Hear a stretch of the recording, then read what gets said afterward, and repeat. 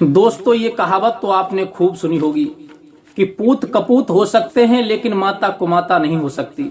लेकिन आज की जो कहावत है वो बिल्कुल उल्टी होने वाली है। इस वीडियो के माध्यम से आप जानेंगे कि ये कहावत बिल्कुल उल्टी इस कहानी के द्वारा होने वाली है। यहाँ पर इस कहानी में जो बताया गया है वो पूत कपूत नहीं बल्कि माता कुमाता बताई गई है।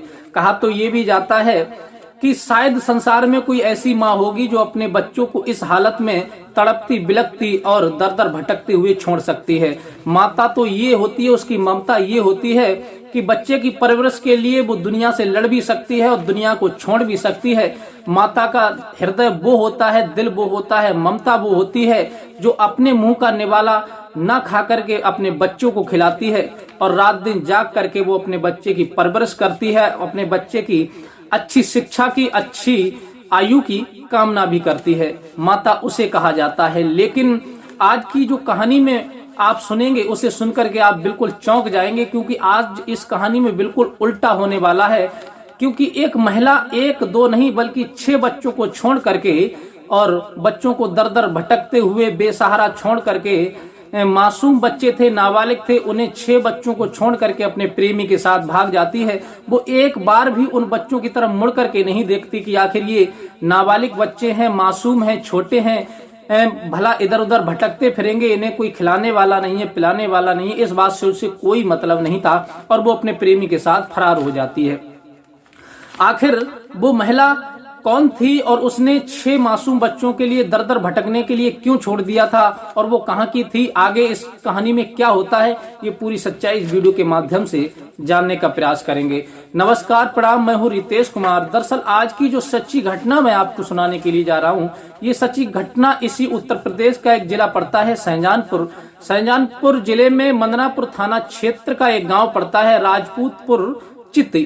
राजपूतपुर चिती गांव में एक रामोतार नाम का व्यक्ति रहा करता था, जिसकी शादी 20 साल पहले रोशनी देवी लड़की से हुई थी। 20 साल से वो अपनी पत्नी के साथ बड़े आनंद से अपना समय बिता रहा था।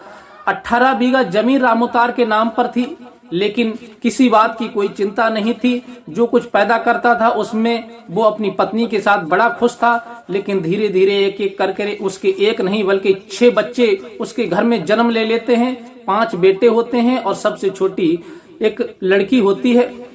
जब 6 बच्चे उसके घर में हो जाते हैं, उसके बाद में रामोतार की तबीयत बिगड़ने लगती है। धीरे धीरे उसका इलाज भी होता है, लेकिन उसकी तबीयत में कोई सुधार नहीं आता।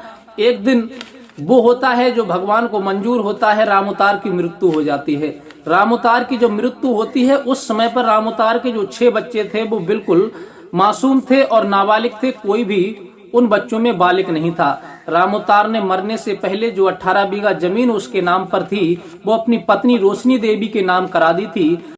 रामोतार ने सोचा कि अगर मुझे कुछ हो गया तो मेरी पत्नी जो है इस जमीन में काम करके फसल उगा करके मेरे बच्चों को पाल लेगी और उन्हें बड़ा कर देगी। फिर आगे बच्चे जब समझदार हो जाएंगे तो खुद अपना भरण पोषण करने लगेंगे। यही विचार करके उसने 18 बीघा जमीन अपनी पत्नी के नाम कर दी थी। लेकिन रामोतार को मरे कुछ ही दिन बीते थे। इसी बीच उसकी जो पत्नी थी रामोतार की रोशनी देवी, वो अपने बच्चों का भरण पोषण पर तो ध्यान नहीं देती, लेकिन उसके घर में एक पड़ोस के गांव का रहने वाला एक व्यक्ति था जिसका नाम अबेश्वर सिंह था। वो उसके घर आने जाने लगता है। वो उस रोशनी देवी की मदद भी करता है, लेकिन मदद तो करता है और मदद ही करने में कुछ ही दिन बीत पाए थे तब उन दोनों का प्रेम हो जाता है, रोशनी देवी और अबेश्वर सिंह का। जब एक दूसरे से प्यार हो जाता है, घर में कोई समझदार व्यक्ति नहीं था जो इस बात का विरोध कर पाता। बच्चे थे वो नाबालिग थे, मासूम थे, वो इस बारे में खास कुछ नहीं जान पाते थे। अब जो अबेश्वर सिंह था और रोशनी देवी दोनों एक दूसरे से मिलते हैं, प्रेम प्रसंग बनाते हैं, शारीरिक संबंध बनाते हैं और धीरे धीरे यूं ही वक्त बीतता चला जाता है। इनका प्यार इतना परवान चढ़ जाता है, इन पर ऐसे इश्क का भूत सवार हो जाता है कि जो रोशनी देवी जो महिला होती है वो अपने 6 बच्चों की तरफ भी मुड़ करके नहीं देखती और उन 6 बच्चे मासूमों को छोड़ करके दर दर भटकने के लिए अपने प्रेमी के साथ फरार हो जाती है। घर में बच्चे भूखे प्यासे शाम को रो रहे थे, माँ के आने का इंतजार कर रहे थे कि माँ कब आएगी, हमें खाना बना करके खिलाएगी। लेकिन उन बेचारे मासूमों को क्या पता था कि हमारी जो माँ है वो किसी प्रेमी के साथ भाग चुकी है, वो दूसरे के साथ रंगरलियां मना रही है, हमें यूं ही तड़पता भूखा प्यासा और दर दर भटकने के लिए छोड़ गई है। अब इधर तो बच्चे शाम हो जाती है, लेकिन जब वो लौट करके नहीं आती, इस बात की जानकारी जब गांव वालों को लगती है तो गांव वाले सभी एकत्र हो जाते हैं और उस महिला की जानकारी जुटाते हैं, लेकिन वो महिला कहीं भी नहीं मिलती। और जो बच्चे होते हैं उसके 6, वो भी इधर उधर उसकी इंक्वायरी करते हैं, लेकिन जब महिला का कहीं पता नहीं चलता तो सभी निराश हो जाते हैं। गांव वाले उसे अभद्र भाषा में उसके प्रति गलत शब्द बोलने लगते हैं कि बड़े बेसील ये महिला थी जिसने 1-2 नहीं बल्कि 6 मासूम बच्चों के लिए दर दर भटकने के लिए छोड़ दिया।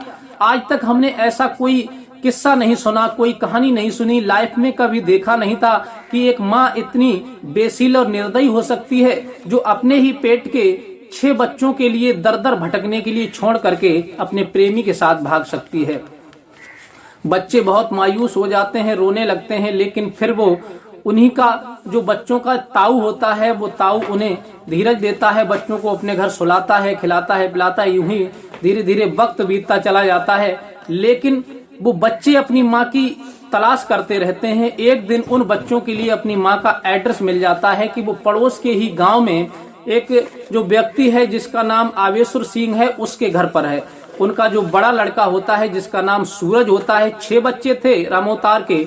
सबसे बड़ा लड़का जिसकी उम्र लगभग 18 वर्ष की हो चुकी थी 2017 में, सूरजपाल की, और दूसरा लड़का जिसका नाम मोहित, उसकी उम्र 15 साल की थी, और तीसरा जो लड़का था जिसकी उम्र लगभग 15 साल की थी जिसका नाम पिंकू था, और चौथा जो लड़का था जिसका नाम जीतू था जिसकी उम्र 12 साल की थी, और एक लड़की थी जिसका नाम यशनी था, और सबसे छोटी लड़की थी जिसकी उम्र लगभग 5 वर्ष की थी। ये सभी बच्चे बड़े निराश होते हैं। फिर जो सूरजपाल होता है, बड़ा लड़का रामोतार का, वो बराबर वाले गांव में जाता है। उसे कहीं से सुराग मिलता है कि तुम्हारी माँ उसी गांव में जो व्यक्ति जिसका नाम आवेश्वर सिंह है उसके घर पर है।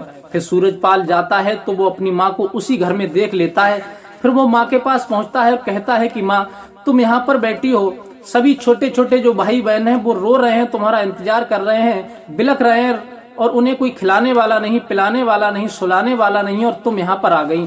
तुम मेरे साथ चलो, भाई बहन तुम्हारा इंतजार कर रहे हैं। लेकिन वो रोशनी देवी इश्क में इतनी अंधी हो चुकी थी, उसके ऊपर इसका भूत सवार था कि वो अपने बच्चों की तरफ एक बार भी विचार नहीं करती, एक बार भी बच्चों की तरफ मुड़ करके नहीं देखती, और वो आने से साफ मना कर देती है कि मैं तुम्हारे पास नहीं जाऊंगी, चाहे तुम मरो जियो, मुझे कोई मतलब नहीं, हम तुम्हारे पास नहीं आ सकते।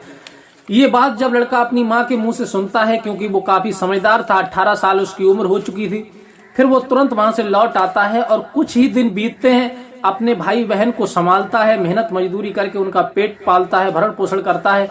फिर छोटे छोटे बच्चे जब रोते हैं, माँ को याद करते हैं, बिलखते हैं, फिर उसका मन करता है कि क्यों ना मैं फिर से माँ के पास पहुंचूं और माँ से कहूं जाकर के छोटे छोटे भाई बहन रो रहे हैं, तुम्हारा इंतजार कर रहे हैं।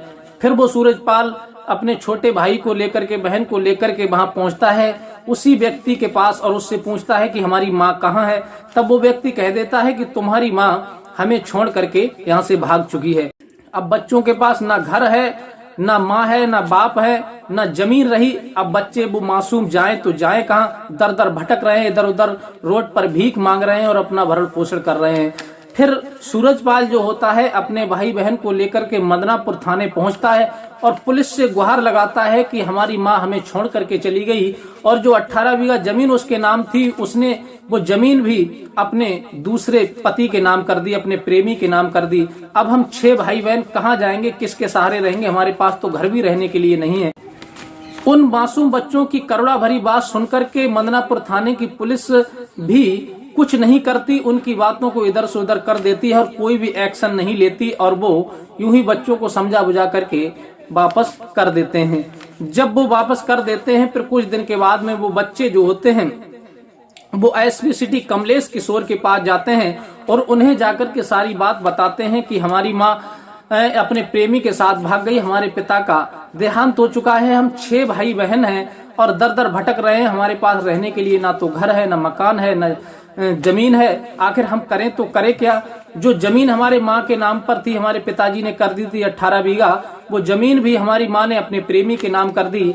अब आपसे एक ही गुहार है, एक ही विनती है कि वो जमीन हमें वापस दिलवाई जाए और जिससे हम अपने छोटे छोटे बच्चों का भरण पोषण कर सकें और अच्छे से इनकी परवरिश कर सकें। एसपी सिटी कमलेश कुमार ने बताया है कि आप निश्चिंत रहो, हम जांच बिठा रहे हैं। अगर जांच में सत्ता अगर पाई जाती है, अगर वो दोषी पाई जाती है महिला, तो हम उसके खिलाफ जरूर FIR दर्ज करके उसके खिलाफ कानूनी कार्रवाई करेंगे। तो साथियों, ये थी कहानी जिसमें आपने सुना कि एक माता ने किस तरह अपने 6 बच्चों को, मासूम बच्चों को दर दर भटकने के लिए छोड़ दिया। कितनी बेसील पत्थर दिल वो महिला हुई होगी जिसने अपने बच्चों की तरफ एक बार भी मुड़ करके नहीं देखा। तो साथियों, ये कहानी सुना करके हमारा उद्देश्य किसी का दिल दुखाना, किसी को परेशान करना नहीं है।